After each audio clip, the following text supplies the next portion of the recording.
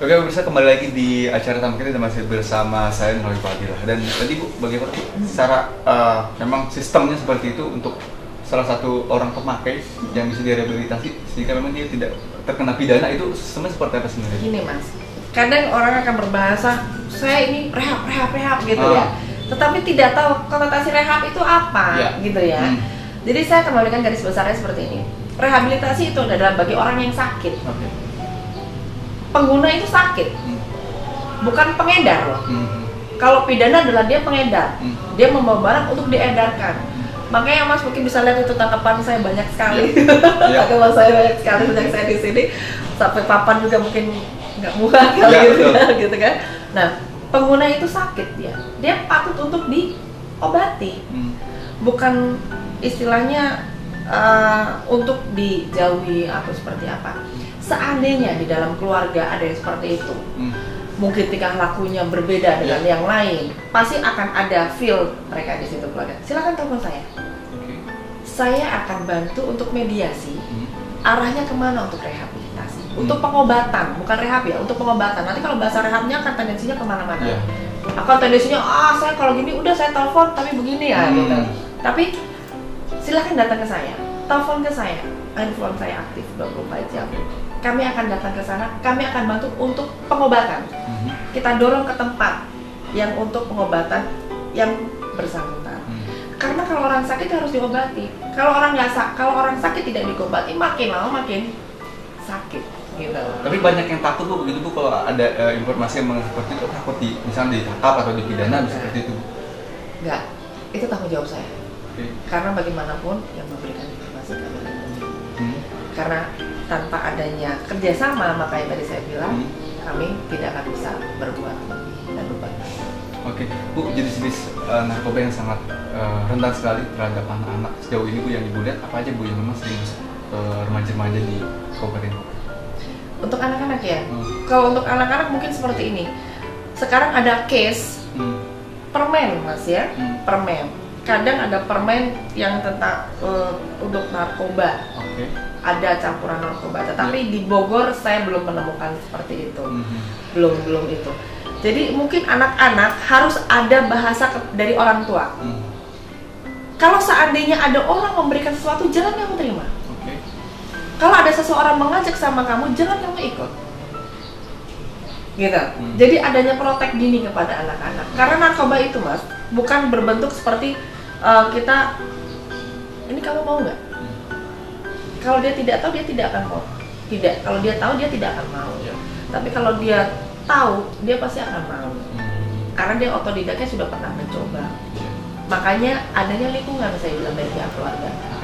Doktrinlah anak-anak di dalam sekolah, karena sekolah itu adalah rawan. Orang kita tidak tahu siapa dia. Gitu loh. Doktrin anak-anak untuk istilahnya, kalau seandainya ada yang memberi, jangan diambil.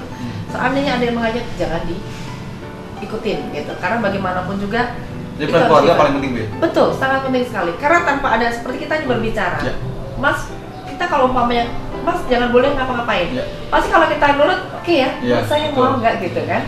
Nah dari keluarga inilah yang harus, awalnya bagaimanapun juga adalah keluarga, sistematisnya itu adalah keluarga care, keluarga merasa protek, sayang, anak itu akan merasa nyaman.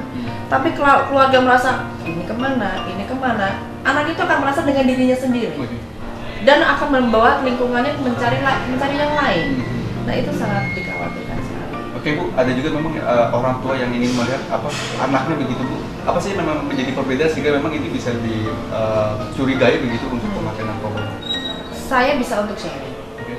Ya, kita sharing, kita umpamanya ini kok anak saya ada yang lain. Seperti apa yang pasti dilihat Bu, yang sering dilihat untuk anak itu apa Bu? Mungkin dengan kondisinya tertutup ya. Kalau selama ini di lingkungan anak itu sering ketawa, sering bergurau, sering bercanda. Ini dengan sendirinya masuk kamar, tutup, dia keluar mau makan, masuk lagi. Nah itu harus kita lihat perbedaan seperti itu. Karena bagaimanapun juga psikologis anak juga kita lihat ada apa, kenapa. Tapi kalau seandainya ada ingin sharing seperti apa dan bagaimana, kami siap, nanti kami akan bantu untuk melihat.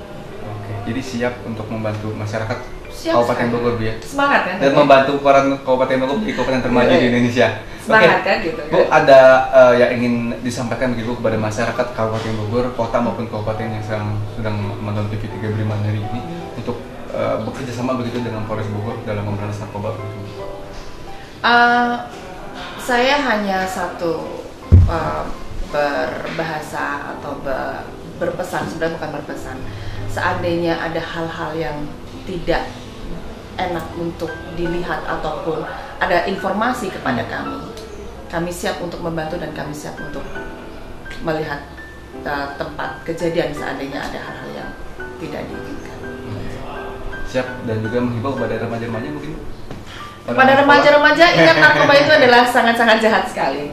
Jangan sekali-sekali pakai, karena sekali Anda mencoba, Anda akan habis seumur hidup.